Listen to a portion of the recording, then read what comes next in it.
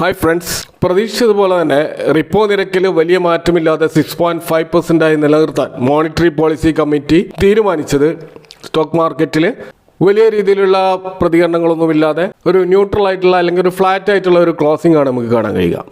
അപ്പോൾ ഈ monetary policy committee 4-2 ഭൂരിപക്ഷത്തോടു കൂടിയാണ് ഈ റേറ്റ് കട്ട് വേണ്ട എന്നുള്ള തീരുമാനം എടുത്തിട്ടുള്ളത്. അപ്പോൾ അതിൻ്റെ അർത്ഥം അപ്പോഴും 6 അംഗങ്ങളുള്ള കമ്മിറ്റിയിൽ 2 പേര് റേറ്റ് കട്ട് വേണമെന്ന് വാദിച്ചിട്ടുണ്ട് എന്നുള്ളതാണ്. പക്ഷെ ഇവിടെ ശക്തികാന്ത ദാസ് RBI ഗവർണർ പറഞ്ഞത് ഇൻഫ്ലേഷനെ വരുതിയിലാക്കുകയാണ് പ്രഥമ ലക്ഷ്യം എന്നുള്ളതാണ്. അപ്പോൾ ആ ഒരു പ്രവർത്തനത്തിലാണ് RBI ശ്രദ്ധ കേന്ദ്രീകരിക്കുന്നത്. അപ്പോൾ ഇന്ത്യയിലെ Q2 ക്വാർട്ടറിലെ എക്കണോമിക് സ്ലോ ഡൗൺ തങ്ങളുടെ ശ്രദ്ധയിലുണ്ടെന്ന് അദ്ദേഹം സമ്മതിക്കുന്നുണ്ട്. പക്ഷെ അതിനെ പ്രതിരോധിച്ചുകൊണ്ട് തിരിച്ചു വരാനുള്ള ഒരു ശേഷി നമ്മുടെ ഇന്ത്യൻ എക്കണോമിക്ക് ഉണ്ടെന്നും അദ്ദേഹം കൂട്ടിച്ചേർത്തായിട്ട് നമുക്ക് കാണാൻ കഴിയും. എന്നിരുന്നാലും ഈ ഒരു ഘട്ടത്തിൽ RBI ഇൻഫ്ലേഷൻ്റെ കാര്യത്തിൽ വളരെയധികം ആശങ്കാകുലരാണ്. ഇത് കഴിഞ്ഞ ഒക്ടോബറിൽ അതിൻ്റെ ടോളറൻസ് ലെവലായിട്ടുള്ള 6% മുകളിലാണ് ഈ ഇൻഫ്ലേഷൻ റേറ്റ് കാണുന്നത്. മോണിറ്ററി പോളിസി കമ്മിറ്റിയുടെ ഒരു വിലയിരുത്തൽ അനുസരിച്ച് ഈ കറണ്ട് ഫിസിക്കൽ ഇയറിൽ ഇതിൻ്റെ 4ാം Q4 തീർച്ചയായിട്ടും ഈ ഭക്ഷ്യ വിലക്കയറ്റമൊക്കെ പിന്നോട്ട് പോകാൻ സാധ്യതയുണ്ടെന്നും എക്കണോമിക് സ്ലോ ഡൗൺ ഇല്ലാതാവുകയും മാർക്കറ്റ് വലിയ തിരിച്ചറിവിലേക്ക് വരുമെന്നൊക്കെയാണ് നമുക്ക് അനുമാനിക്കാൻ സാധിക്കുന്നത്. ഇതുകൂടാതെ ക്യാഷ് റിസർവ് റേഷ്യോ, അങ്ങനെ ബാങ്കുകളുടെ ക്യാഷ് റിസർവ് അത് 4% കുറച്ചതായിട്ട് നമുക്ക് കാണാൻ കഴിയും. അതുകൊണ്ട് തന്നെ ബാങ്കുകൾക്ക് കുറച്ചുകൂടി അവരുടെ ലിക്വിഡിറ്റി വർദ്ധിപ്പിക്കുവാനും അങ്ങനെ മാർക്കറ്റിൽ കുറച്ചുകൂടി പണം ഒഴുകിയെത്താനുള്ള സാധ്യതയുമുണ്ട് എന്ന് നമുക്ക് മനസ്സിലാക്കാൻ കഴിയും. അപ്പോൾ ഇന്നത്തെ ഈ ഒരു RBI MPC മീറ്റിങ്ങിൻ്റെ ഔട്ട്കമ്മിനോട് വളരെ ന്യൂട്രലായിട്ടാണ് മാർക്കറ്റ് പ്രതികരിച്ചിട്ടുള്ളത്. 24,677 എന്ന ക്ലോസിംഗ് ആണ് ഇന്ന് നൽകിയത്. അത് ഏകദേശം 0.12% ഒരു ചെറിയ ഇടിവിലാണ് ഇന്ന് മാർക്കറ്റ് ക്ലോസ് ചെയ്തത്. ഇന്നത്തെ ഈ ഒരു വീഡിയോയിൽ റീറ്റെയിൽ ഇൻവെസ്റ്റേഴ്സിൻ്റെ ഒരു ഫേവറേറ്റ് ഷെയർ ആയിട്ടുള്ള മിഷ്ടാൻ ഫുഡിന് എതിരെ CBI എടുത്ത ചില നടപടികൾ, അതിൻ്റെ ഒരു യഥാർത്ഥ കാരണങ്ങളിലേക്ക് പോകാനാണ് ഉദ്ദേശിക്കുന്നത്. R4iയിലേക്ക് എല്ലാവർക്കും ഒരിക്കൽ കൂടി സ്വാഗതം. അപ്പോൾ മിഷ്ടാൻ ഫുഡ് എന്ന് പറയുന്നത് ബസുമതി റൈസ്, വീറ്റ് പോലുള്ള ഫുഡ് പ്രോഡക്ട്സിൽ സ്പെഷ്യലൈസ് ചെയ്തിട്ടുള്ള ഫുഡ് ഇൻഡസ്ട്രിയിലുള്ള ഒരു സ്മോൾ ക്യാപ് കമ്പനിയാണ്. ഗുജറാത്ത് ബേസ്ഡ് ആയിട്ടുള്ള മിഷ്ടാൻ ഫുഡ്സിൻ്റെ നമ്മൾ അതിൻ്റെ ക്വാർട്ടർലി റിസൾട്ടുകളൊക്കെ നോക്കിക്കഴിഞ്ഞാൽ വളരെ നല്ല റിസൾട്ടാണ് കാണാൻ കഴിയുക. സെപ്റ്റംബർ 2023 318 കോടി ഉണ്ടായിരുന്ന അതിൻ്റെ സെയിൽസിൽ നമ്മൾ സെപ്റ്റംബർ 24 നോക്കുകയാണെങ്കിൽ 342 വർധനവ് കാണാൻ കഴിയും. അതുപോലെ പ്രോഫിറ്റ് 87 കോടിയിൽ നിന്നും 107 കോടിയായിട്ടും വർദ്ധിച്ചായിട്ട് ഇയർ ഓൺ ഇയറിലുള്ള ആ ഒരു വർധനവ് നമുക്ക് കാണാൻ കഴിയും. ഇപ്പോൾ ഇവർ കഴിഞ്ഞ സാമ്പത്തിക വർഷം, അതായത് 2024 മാർച്ചിലുള്ള ആനുവൽ റിപ്പോർട്ടിൽ ഹയസ്റ്റ് എവർ സെയിൽസും ഹയസ്റ്റ് എവർ പ്രോഫിറ്റും രേഖപ്പെടുത്തിയ ഒരു കമ്പനിയാണ്. അപ്പോൾ അതിൻ്റെ ഭാഗമായിട്ട് ഈ സ്റ്റോക്കിൽ വമ്പിച്ച റാലി നടക്കുകയുണ്ടായി. ഈ സ്റ്റോക്കിൻ്റെ പ്രൈസ് റോക്കറ്റ് പോലെ മുന്നോട്ടേക്ക് പോവുകയൊക്കെ ഉണ്ടായി. അപ്പോൾ ആ സമയത്താണ് നുമൂറ സിംഗപ്പൂർ എന്ന് പറയുന്ന ഫോറിൻ ഇൻവെസ്റ്റേഴ്സൊക്കെ ഈ സ്റ്റോക്കിൽ ഇൻവെസ്റ്റ് ചെയ്തിരുന്നു. ഏകദേശം 2.13% ഒരു ഹോൾഡിങ് നമുക്ക് നുമൂറ സിംഗപ്പൂറിൻ്റെ ഹോൾഡിങ് FIIസിൽ നമുക്ക് കാണാൻ കഴിയും. അതുകൂടാതെ ആ സമയത്താണ് കമ്പനി ഒരു ഇത്തനോൾ ബ്ലെൻഡിങ്ങിൻ്റെ പ്ലാന്റിനെ കുറിച്ച് ഗുജറാത്ത് ഗവൺമെൻറ്റുമായി നടത്തിയിട്ടുള്ള ഒരു അഗ്രിമെൻറ്റിനെ കുറിച്ചൊക്കെ സംസാരിച്ചത്. അപ്പോൾ അതിൻ്റെ ഭാഗമായിട്ടും ഈ സ്റ്റോക്കിൽ നല്ലൊരു ബുള്ളിഷ് മൂവ്മെൻറ്റ് ഉണ്ടായി. അപ്പോൾ ആണ് ഈ റാലിക്കൊക്കെ കാരണമായത്. എന്നാൽ പിന്നീട് നമുക്ക് കാണാൻ കഴിയുന്നത് ഈ സ്റ്റോക്കിൽ വലിയ ക്രാഷാണ്. പ്രൊമോട്ടേഴ്സ് ഇതിൽ കുറഞ്ഞു വന്നതായിട്ട് നമുക്ക് കാണാൻ കഴിയും. പ്രൊമോട്ടേഴ്സ് ഹോൾഡിങ് ഒരു 5% കുറഞ്ഞതായിട്ട് കാണാൻ കഴിയും. കൂടാതെ പബ്ലിക്കിൻ്റെ ഹോൾഡിങ് കൂടി വരുന്നതായിട്ടും കാണാൻ കഴിയും. കൂടാതെ നേരത്തെ ഇതിൽ എൻട്രി ചെയ്ത നുമൂറ സിംഗപ്പൂർ ഇപ്പോൾ നമുക്ക് അതിൻ്റെ ഷെയർ ഹോൾഡിംഗ് പാറ്റേണിൽ കാണാൻ കഴിയില്ല. അവർ ഈ സ്റ്റോക്കിൽ നിന്നും എക്സിറ്റ് ആയിട്ടുണ്ട്.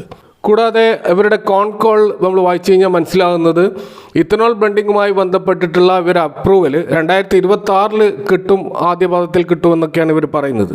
അതിൻ്റെ അർത്ഥം ആ ഒരു ഇത്തനോൾ ബ്ലെൻഡിങ്ങിൻ്റെ പ്ലാന്റിൻ്റെ കുറിച്ചുള്ള ഒരു പ്രാരംഭ പ്രവർത്തനങ്ങളും നടന്നിട്ടില്ല എന്നും നമുക്ക് മനസ്സിലാക്കുകയും അതിൻ്റെ ഭാഗമായിട്ടും ഈ സ്റ്റോക്കിൽ ആ ഒരു ബുള്ളിഷ്നെസ് ഇല്ലാതായിട്ടുണ്ട്. അപ്പോൾ ഇങ്ങനെ നിൽക്കുന്ന ഈ സ്റ്റോക്കിനെതിരെയാണ് ഇപ്പോൾ സെബി ചില ആക്ഷനുമായിട്ട് വന്നിട്ടുള്ളത്. അപ്പോൾ അതിൻ്റെ ഭാഗമായിട്ട് കഴിഞ്ഞ 2 ദിവസങ്ങളിലായിട്ട് ഏകദേശം 20% ഒരു ക്രാഷാണ് ഈ സ്റ്റോക്കിൽ ഉണ്ടായിട്ടുള്ളത്. ഇപ്പോൾ ലോവർ സർക്യൂട്ടിൽ നിൽക്കുകയാണ് സ്റ്റോക്ക്.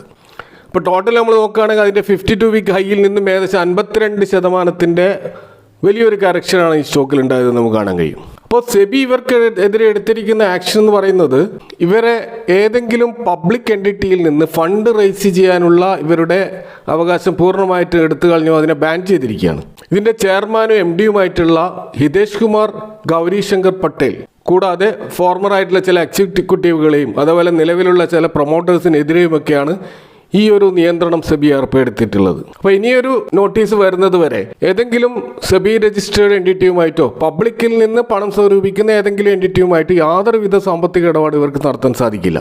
അപ്പോൾ ഇവർക്കെതിരെയുള്ള ആരോപണം എന്ന് പറയുന്നത് ഫൈനാൻഷ്യൽ മിസ്മാനേജ്മെൻ്റ് ആണ്. അതായത് കമ്പനിയുടെ ഫണ്ടുകൾ വേണ്ട രീതിയിൽ ഉപയോഗിക്കാതെ വലിയ തോതിലുള്ള ഒരു മിസ്മാനേജ്മെൻറ്റ് നടന്നിട്ടുണ്ട് എന്നാണ് സെബി കണ്ടെത്തിയിരിക്കുന്നത്. കൂടാതെ കുറേ ട്രാൻസാക്ഷൻസ് ഫേക്കായിട്ടുള്ള ഫ്രാഡലൻ്റ് ആയിട്ടുള്ള ഇല്ലാത്ത ട്രാൻസാക്ഷൻസ് ഒക്കെ ഇവരുടെ ബുക്കുകളിൽ കാണുന്നു. കൂടാതെ ഇവരുടെ കോർപ്പറേറ്റ് ഗവേണൻസിൽ വലിയ വീഴ്ചകളും സംഭവിച്ചതായിട്ട് കാണുന്നു. നമുക്കറിയാം, ഒരു കമ്പനി സ്റ്റോക്ക് മാർക്കറ്റ് ലിസ്റ്റ് ചെയ്യുമ്പോൾ അവർ തീർച്ചയായിട്ടും പാലിക്കേണ്ട അക്കൗണ്ട് ഡീറ്റെയിൽസ് മറ്റു കാര്യങ്ങളൊക്കെ കൃത്യമായിട്ട് പാലിച്ചിട്ടില്ല എന്നും സെബി വിലയിരുത്തുന്നു.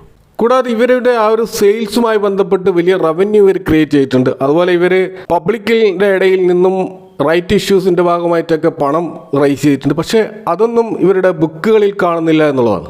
അതായത് ഫിക്സഡ് അസറ്റ് വളരെ നെഗ്ലിജിബിൾ ആയിട്ടാണ് ബുക്കുകളിൽ കാണുന്നത്. ഇവരുടെ നെഗറ്റീവ് ക്യാഷ് ഫ്ലോ ആണ് ഓപ്പറേറ്റിംഗ് ആക്ടിവിറ്റിയിൽ കാണുന്നത്. കൂടാതെ ഇവരുടെ ഇൻവെൻട്രി ലെവലും വളരെ ലോ ആണ്. അപ്പോൾ അതിൽ നിന്നും മനസ്സിലാകുന്നത് ഇവർ റൈസ് ചെയ്തിട്ടുള്ള ഫണ്ടൊക്കെ കമ്പനിയുടെ എക്സ്പാൻഷന് വേണ്ടിയല്ല ഉപയോഗിച്ചിട്ടുള്ളത് എന്നുള്ളതാണ്. അപ്പോൾ ഈ സെബിയുടെ ഇടക്കാല ഉത്തരവിൽ പറയുന്നത് ഇതിലുള്ള പബ്ലിക് ഷെയർ ഹോൾഡിംഗ് വലിയ തോതിൽ വർദ്ധിച്ചിട്ടുണ്ട് എന്നുള്ളതാണ്. അതായത് 516 എന്ന ക്വാണ്ടിറ്റി ഉണ്ടായിരുന്ന പബ്ലിക് ഷെയർ ഹോൾഡിങ് ഇപ്പോൾ 4.23 lakhs ആയിട്ട് ഉയർന്നതായിട്ട് കാണാൻ കഴിയും. അപ്പോൾ ഇതിൻ്റെ പ്രൊമോട്ടേഴ്സ് അവരുടെ ഷെയറുകൾ വലിയ തോതിൽ പബ്ലിക്കിൽ വിറ്റഴിച്ചിട്ടുണ്ട് എന്നുള്ളതാണ് അതിൽ നിന്നും മനസ്സിലാക്കാൻ കഴിയുന്നത്.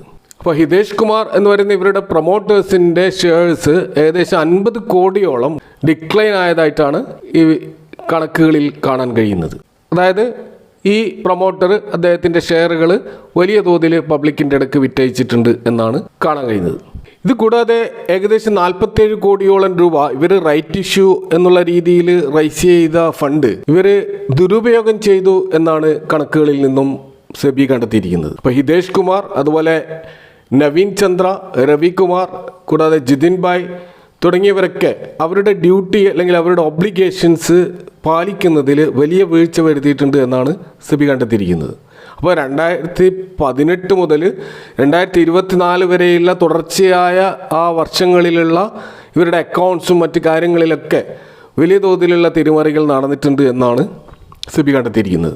ഇതുകൂടാതെ ഇവർ 2023 മെയ്യിൽ ഒരു 150 കോടിയുടെ ഒരു റൈറ്റ്സ് ഇഷ്യൂ ഇവർ റൈസ് ചെയ്യാൻ വേണ്ടിയിട്ട് ഇവർ സ്റ്റോക്ക് എക്സ്ചേഞ്ചിനെ സമീപിച്ചിരുന്നു.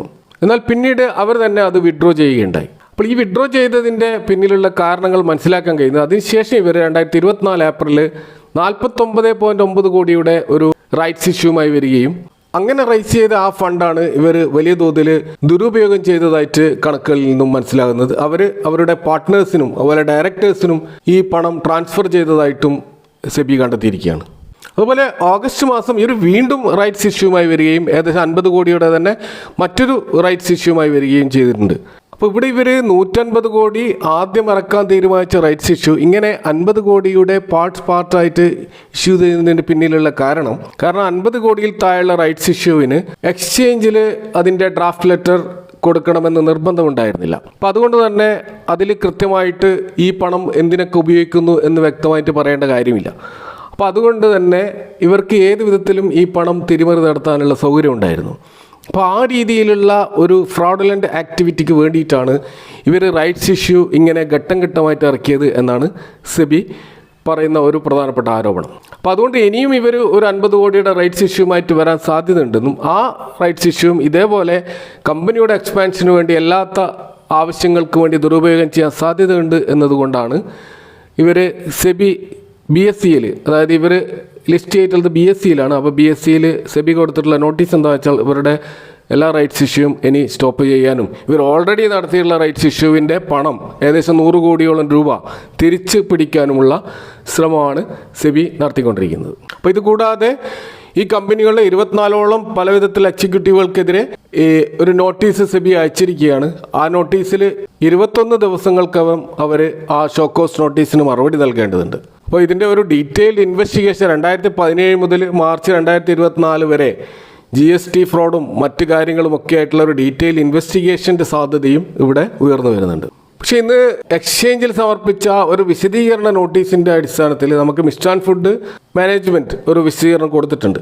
ആ വിശദീകരണത്തിൽ പറയുന്നത് ഈ ഒരു ഇൻ്ററിം ഓർഡർ ഇതിൽ കമ്പനിക്കെതിരായിട്ടുള്ള ആരോപണങ്ങൾക്ക് വിശദീകരണം നൽകാൻ ആവശ്യപ്പെട്ടിട്ടുണ്ട്. പക്ഷേ ഇതൊരു ഇൻ്ററിം ഓർഡറാണ്, ഇതൊരു ഫൈനൽ ഓർഡർ അല്ല എന്നാണ് മിസ്റ്റ് ആൻഡ് ഫുഡ് മാനേജ്മെൻറ്റ് പറയുന്നത്. അപ്പോൾ ഇൻ്ററിം ഓർഡറിലെ ഉള്ളടക്കങ്ങളും പ്രാഥമിക നിരീക്ഷണങ്ങളും മിസ്റ്റ് ആൻഡ് ഫുഡ്സ് അംഗീകരിക്കുന്നില്ല. അപ്പോൾ ഇതൊരു പ്രാഥമിക അന്വേഷണം മാത്രമാണ്. ഇതിൻ്റെ വിശദമായ അന്വേഷണം നടത്താത്തത് കൊണ്ട് തന്നെ ഇതിൽ പറയുന്ന പല കാര്യങ്ങളും തെറ്റാണെന്നാണ് അവർ വാദിക്കുന്നത്. അപ്പോൾ എല്ലാ ആരോപണങ്ങളും അവർ പൂർണ്ണമായിട്ട് നിഷേധിക്കുകയാണ് ചെയ്യുന്നത്.